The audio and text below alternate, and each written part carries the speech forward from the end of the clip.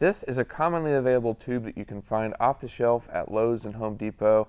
It's called PEX tubing, and you'll find it in the plumbing section. It's used, to run water and plumbing applications, but it also works really great for DIY projects. You might recognize these here. These are shims that we've, created, and we sell them on the site. And these allow you to not only save money, but just have some different possibilities while you're building. And I'll actually show you how to make your own. Because we make these shims out of PEX tubing, and they allow you to adapt our EMT conduit connectors to other sizes. So for example, here I've got some 1-inch PEX tubing that we've created a shim out of, and this fits over top of 3/4 inch EMT conduit, and this allows you to adapt our 1-inch EMT conduit connectors to 3/4 inch EMT conduit.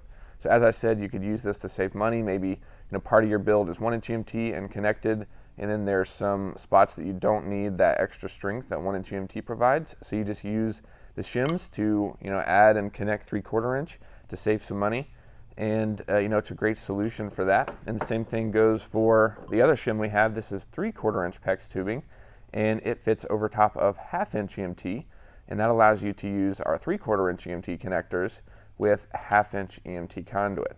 So again, the same kind of thing. You could use 3/4 inch for the whole build, and then add some 1/2 inch EMT to save some money. Or we've seen people even just build their entire project out of 1/2 inch EMT and the 3/4 inch connectors, which is a great solution if 1/2 inch EMT is the right pipe for your project.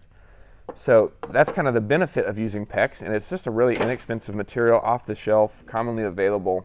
And as I said, you can make your own. You go pick up some PEX locally and just make some. Maybe you didn't order enough, or maybe you just want to try it, so you want to go make your own, or maybe you need a ton of them and you just want to make them yourself. So what you can actually do is a couple of things. You can use a utility knife, but they actually make a specialty tool for cutting this type of tubing. And if you're cutting a lot of them, I would recommend this tool, but a utility knife does work.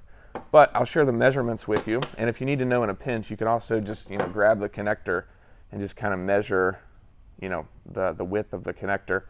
But it's right around 1.25 inches, roughly.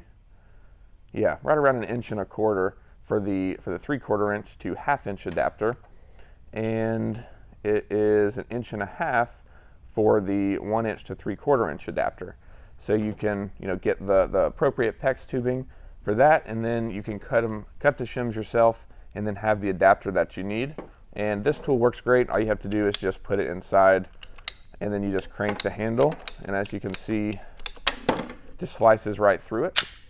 And another thing too is we have this kind of slit already added, which really helps with getting it over the pipe that you're adapting. But there's kind of a hack that you can do for this. You can use the same tool and just flip over the shim vertically, and you can cut it like that, and it adds a slit in it, so you can easily snap it over the pipe that you're adapting. But that's PEX tubing. It works great, as I said, and it's opens up some possibilities and even allows you to save some money. Thanks everybody for watching. We'll see you in the next video.